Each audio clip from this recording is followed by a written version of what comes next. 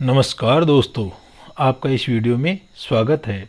आज अपन जो class 12th English का लेसन 2 है, लॉस्ट स्प्रिंग, तो this lesson is written by Anees Jung और इसका आज अपन सेकंड पार्ट है, उसको एक्सप्लेन करेंगे।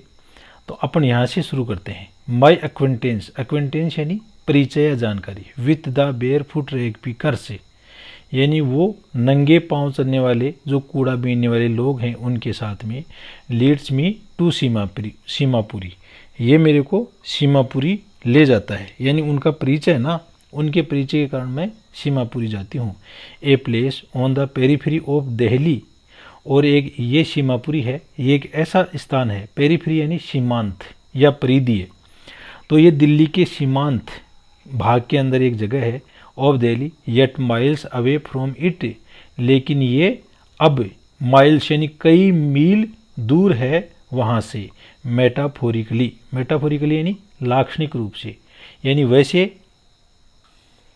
अपन देखें तो ये जो सीमापुरी क्षेत्र है ये दिल्ली के सीमांत क्षेत्र के अंदर ही है, लेकिन लाक्षणिक रूप से यह इससे काफ़ी दूर है।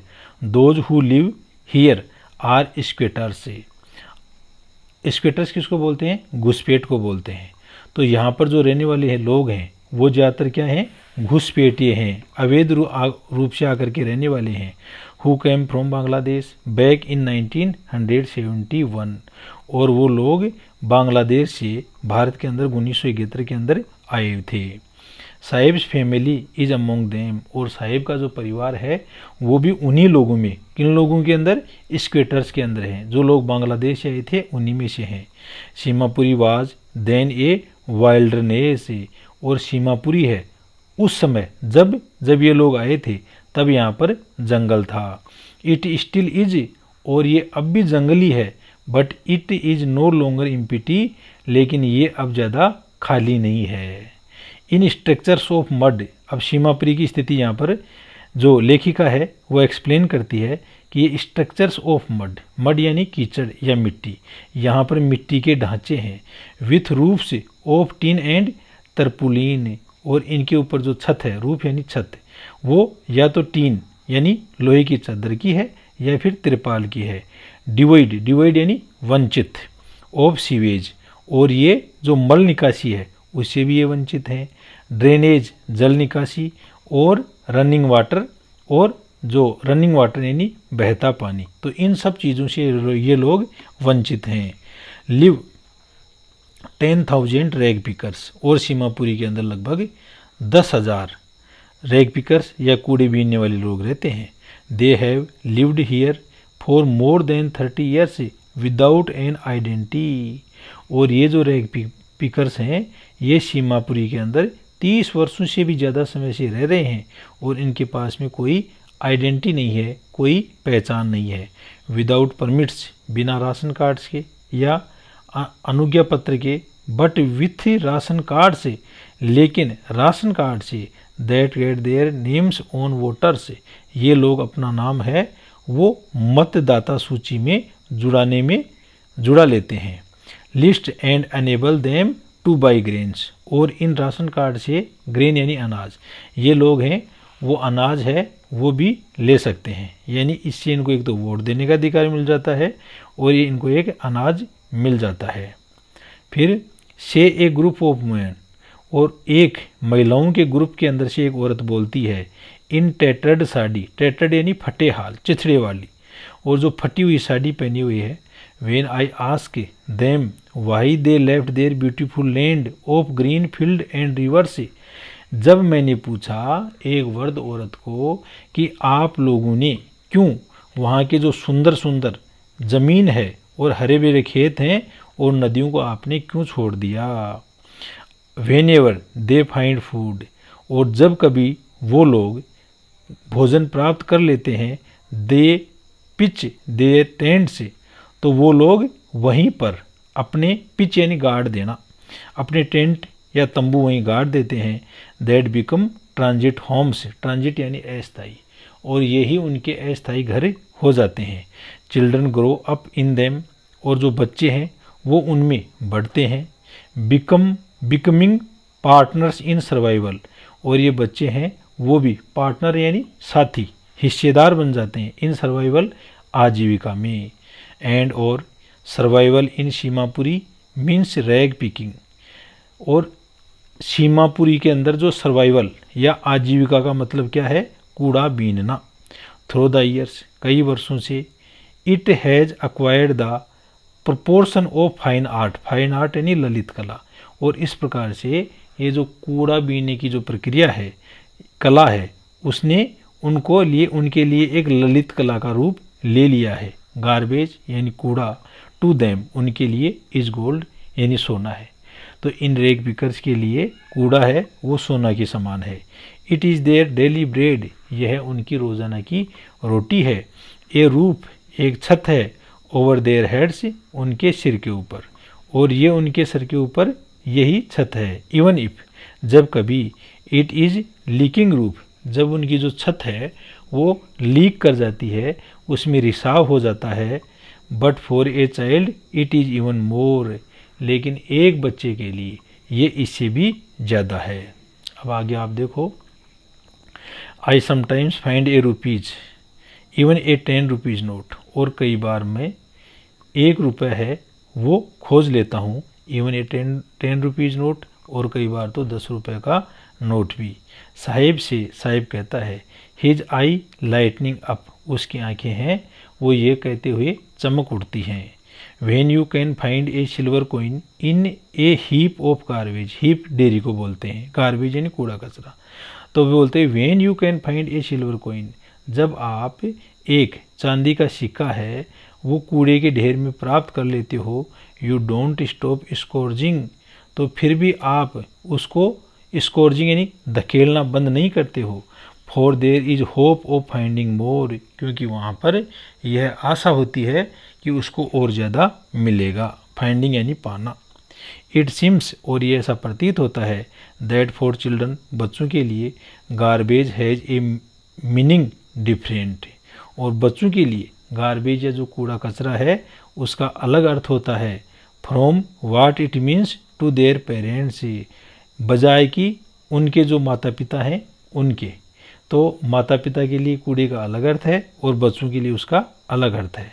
फॉर द चिल्ड्रन, बच्चों के लिए, it is raped in wonder, raped यानी लिपट जाना, तो वो आश्रय के अंदर लिपट जाते हैं। फॉर द एल्डर्स, जबकि जो बड़े लोग हैं, it is a means of survival, यह उनके लिए आजीविका का एक साधन है। वन विंटर मॉर्निंग, एक सर्दी की सुबह, I see Saheb standing by the fence gate, मैंने साहिब को देखा। आई सी साहिब, मैंने साहिब को देखा। Standing by the fence gate, वो एक फेंस यानी बाड़, बाड़ लगी हुई जो गेट है उसके पास में खड़ा हुआ था। ऑफ द नाइबरहुड क्लब, हमारा जो पड़ोस का क्लब है उसके पास में। वाचिंग टू यंग मैन, और वो 2 जवान व्यक्तियों को देख रहा था। ड्रेस्ड इन वाइट और प्लेइंग टेनिस, तो वो सफ़ेद पोशाक पहने हुए थे और टेनिस खेल रहे थे। आई लाइक द गेम, मैं खेल पसंद करता हूँ। ही हम्स, वह गुनगुनाता है, हम यानी गुनगुनाना। Content to watch it, content यानी संतुष्ट हो जाता है, टू वॉच इट, इसको देख करके। स्टैंडिंग बिहाइंड द फेंस, और वह उस फेंस या बाड़ है उसके पीछे खड़ा हो जाता है। आई गो, मैं जाऊँगा। इनसाइड, अंदर की ओर। When no one is around, जब वहाँ पर कोई नहीं होगा। ही एडमिट्स, वह स्वीकार करता है, एडमिट्स यानी एक्सेप्ट करता है। द गेट पीटर lets me use the swing, और गेट कीपर है वो मेरे को स्विंग यानी झूलने देता है। Sahib too is wearing tennis shoes, Sahib है वह भी टेनिस के जूते है वो पहने हुए है। That look strange over his discoloured shirt and shorts, और इस प्रकार से वह इन जूतों के अंदर विचित्र दिख रहा है क्योंकि डिसकलर यानी रंग उड़ा हुआ है। शर्ट एंड शॉर्ट्स, उसके शर्ट यानी नेकर, शर्ट यानी कमीज और शॉर्ट्स यानी नेकर है उनका रंग उड़ा हुआ है। Someone gave them to me, किसी व्यक्ति ने ये मेरे को दे दिए हैं। He says in the manner of an explanation, वह एक स्पष्ट करने के तरीके से कहा। तो दोस्तों यहाँ पर अपन ये एक चित्र देखते हैं, तो ये सीमापुरी का चित्र है और यहाँ पर ये गार्बेज साहिब ए आलम है, वो गार्बेज इकट्ठा करने वाला लड़का है, नंगे पाँव है। और यहाँ पर जो इस लेसन की राइटर एनिस जंग है वो है और ये आपस में डिस्कस कर रहे हैं। The fact that they are discarded shoes of some rich man, और इसको किसी पैसे वाले ने दिया है और देने का क्या कारण था कि ये किसी धनी व्यक्ति थे और इन जूतों को त्याग दिया गया था। Who perhaps refuse to wear them, और वो जो धनी व्यक्ति है शायद उसने उनको पहनने से मना कर दिया। Because of a hole in one of them, क्योंकि उन दो जूतों में से जो एक जूता है उसमें एक छेद था।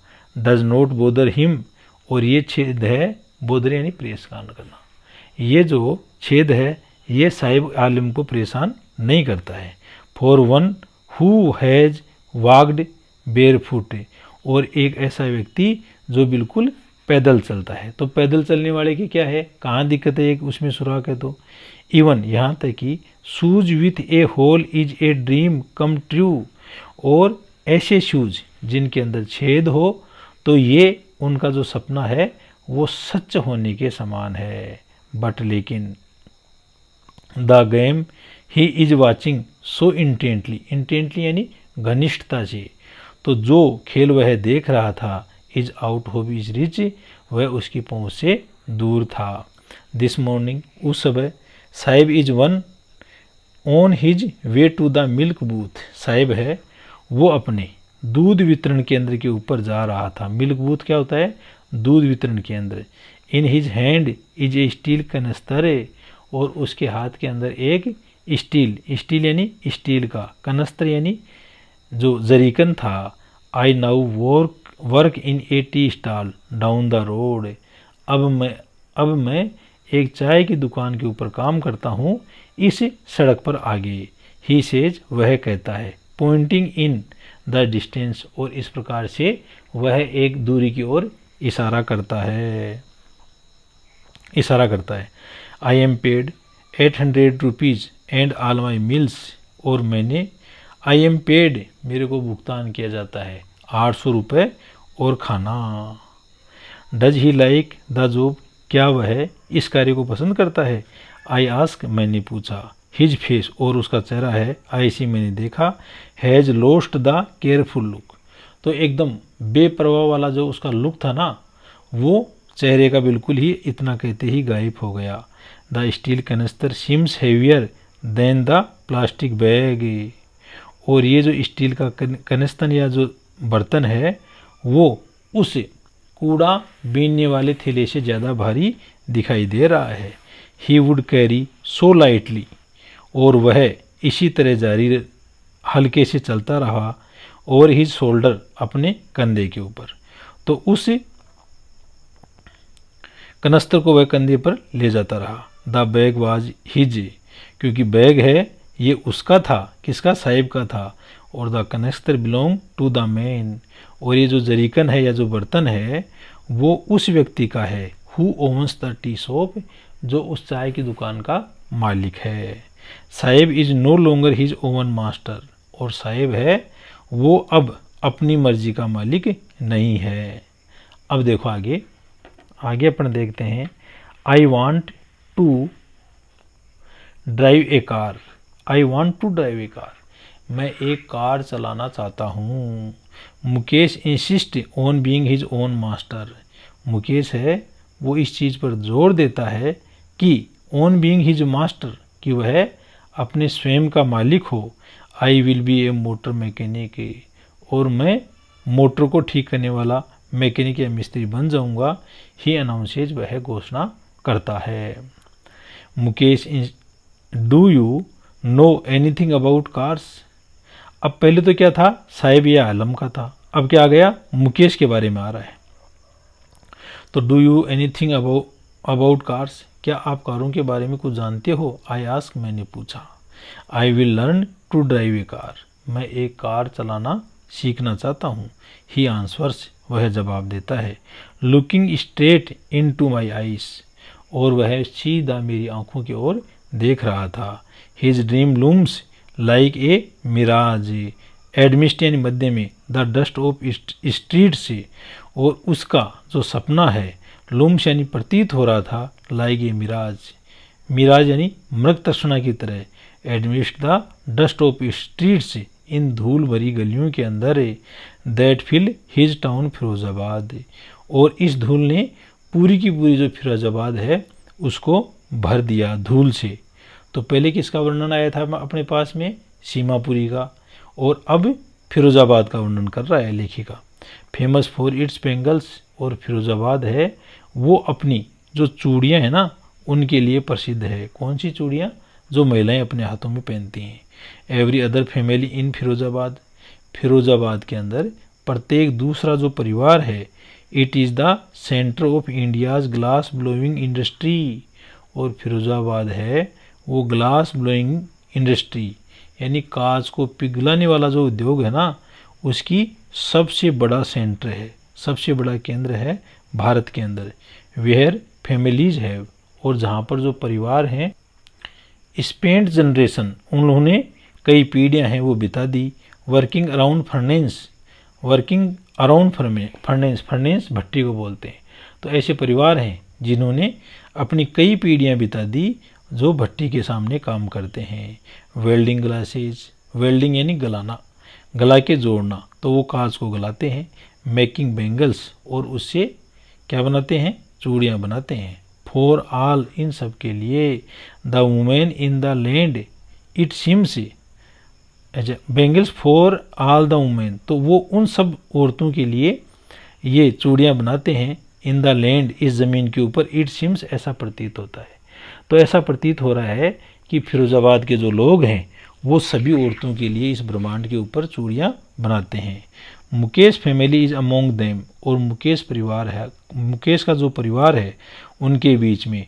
Known of them know that it is illegal for children like him to work in the glass furnace with high temperature. तो नोन ऑफ देम नो, वहाँ पर जितने भी लोग थे उनमें कोई भी नहीं जानता है कि बच्चों को इस तरह की जो कांच की भट्टियों के सामने हाई टेम्परेचर काम करने का जो काम है वो इलीगल है, वो गैर कानून संबद्ध है। If and that the law अटे इन द डिग्नी सेल से, और जो अंधेर गुप्त छोटे छोटे घर हैं विदाउट एयर, वहाँ पर ना तो हवा है एंड लाइट, और ना ही लाइट एंड रोशनी है। That the law if enforced, और यदि लाया जो कानून है उसको लागू कर दिया जाए, could get him and all those 20,000 children, तो वो प्राप्त कर लेंगे उन 20,000 बच्चों को out of the hot furnace से, उन गर्म भट्टियों से। वेयर दे स्लोग, स्लोग होता है हार्ड वर्क, जहाँ पर वो कठिन कार्य करते हैं। देयर डे लाइट हॉर्स, अपने दिन और रात के घंटों के अंदर। Often losing their brightness of their eyes, और वो लोग ओपन यानी प्राय, लॉजिंग द ब्राइटनेस, अपनी आँखों की जो चमक है उसको खो देते हैं। ऑफ देयर आइज, अपनी आँखों की। मुकेश आई बीम एज ही वॉलेंटियर्स, और मुकेश की जो आई बीम है या मुकेश की जो नज़र है, as he volunteer to take me home, जो कि मेरे को, वॉलेंटियर इन स्वयं सेवक यानी अपने आप अपने घर ले जा रहा था। विच ही प्राउडली सेज, और वो बहुत ही गर्व से कहता है। इज बीइंग रिब्यूल्ट, यानी उनका घर है उसका पुनर्निर्माण कर लिया गया है। We walk down stinking lanes, हम उन बदबूदार जो गलियां हैं उनसे चले। चौक्ड विथ गार्बेज, और ये जो गलियां हैं ना वो गार्बेज या कूड़ा कचरा से बंद थी।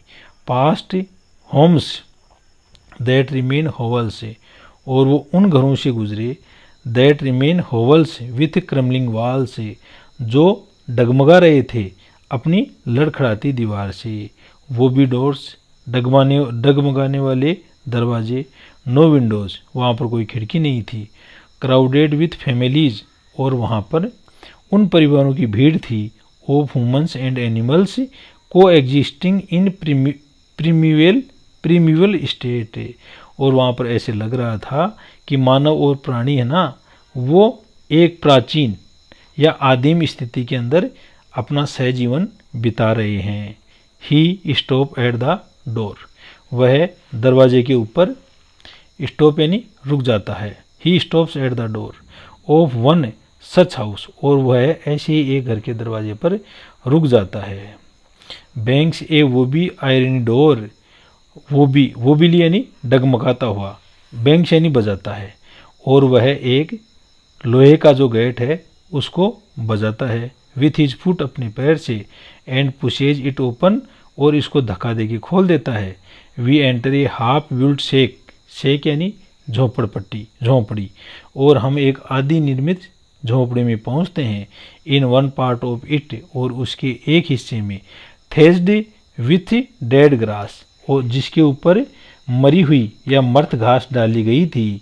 इज ए फायरवुड स्टोव, वहाँ पर एक लकड़ी का चूल्हा था। ओवर विच, जहाँ पर sits a large vessel of sizzling spinach leave से, जहाँ पर एक बड़े बर्तन के अंदर स्पेनिक लीव यानी पालक की जो पत्तियां हैं उनको सिजाई जा रही थी। ऑन द ग्राउंड, ज़मीन पर, इन लार्ज एल्यूमिनियम प्लेटर से, बड़ी बड़ी एल्यूमिनियम की जो प्लेटें हैं। आर मोर चॉप्ड वेजिटेबल्स, वहाँ पर बहुत सारी कटी हुई सब्जियां थी। A frail young women is cooking the evening meal, और एक जो वर्द औरत है वो शाम का भोजन बना रही थी। फॉर द होल फैमिली, पूरे परिवार के लिए।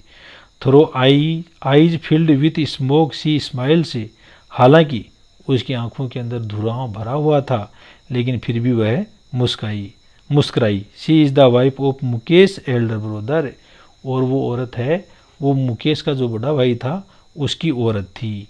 Not much older in years, हालांकि वो वर्षों में ज़्यादा बड़ी नहीं हुई है।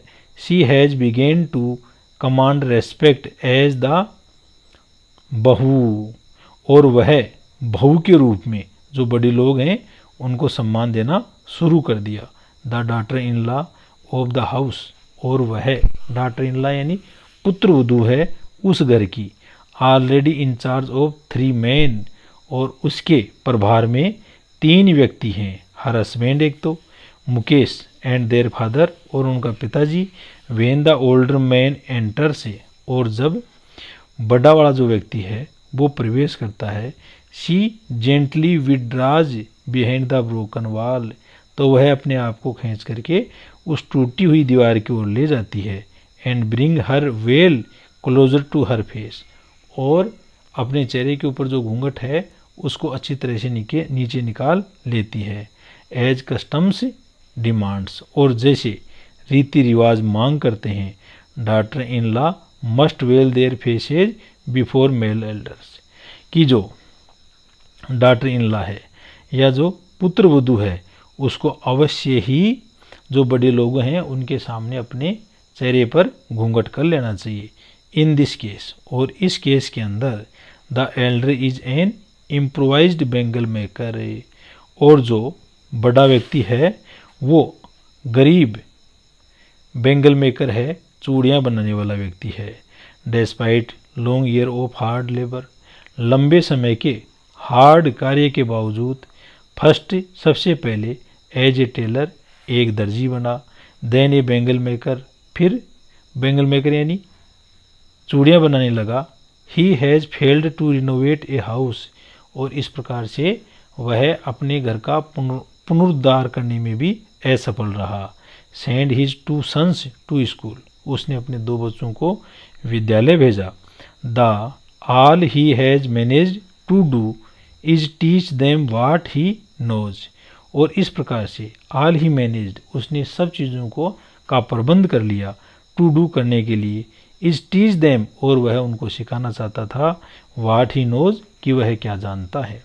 The art of making bangles, और क्योंकि वो केवल जो एक चूड़ी बनाने का काम है वो ही जानता था। तो थैंक यू दोस्तों, आज इतना ही।